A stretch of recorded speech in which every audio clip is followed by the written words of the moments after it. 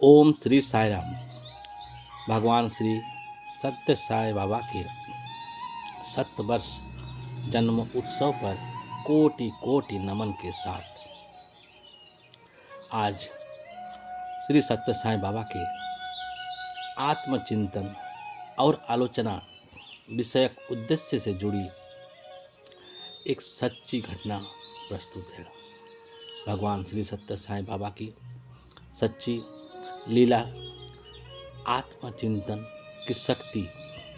एक बार की बात है, सत्य साई बाबा के पास एक भक्त अपने मन की परेशानी लेकर पहुंचा।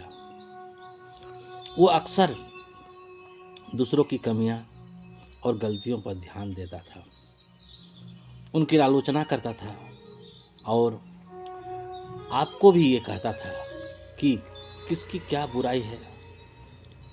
तब स्वामी मुस्कुराए और बोले, तुम ध्यान दो, दूसरों की आलोचना करने से पहले अपने भीतर झांको। भक्त ने स्वामी से प्रार्थना की कि उसके मन में यह आदत खत्म हो जाए। स्वामी ने उसे एक दिन आश्रम में सेवा का कार्य सौंपा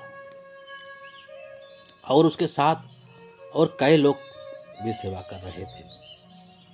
कुछ ही देर में उन्होंने देखा कोई सेवा सही से नहीं कर रहा है, कोई समय पर नहीं आया, कोई सफाई में ढिलाई कर रहा है। वो पहले जैसा ही परेशान होने लगा। शाम होते ही बाबा ने सभी को बुलाया और कहा, आज किसे सबसे ज्यादा कठिनाई हुई। तब उस भक्त ने हाथ उठाया और पूरी घटना बताई।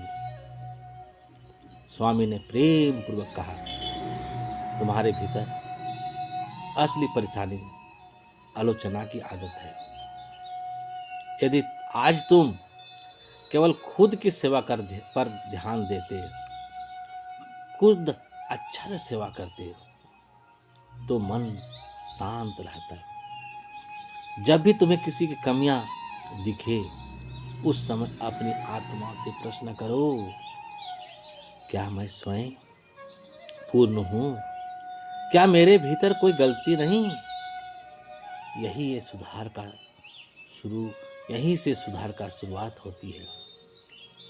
इसके बाद उस भक्त ने आलोचना छोड़ दी, केवल स्वयं के सुधार पर ध्यान केंद्रित किया। धीरे धीरे उसका जीवन शांत और खुशहाल हो गया।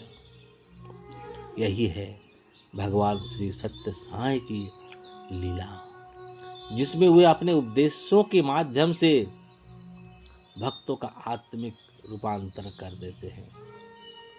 यह घटना दर्शाती है कि भगवान श्री सत्य साई बाबा भक्तों को आत्म चिंतन के लिए प्रेरित करते हैं और किसी की आलोचना की जगह अपने भीतर सुधार करने की प्रेरणा देते हैं। यही उनका सबसे बड़ा आध्यात्मिक चमत्कार है। मनुष्य के भीतर चुपचाप परिवर्तन की लीला कर देते हैं। जय जय साई राम।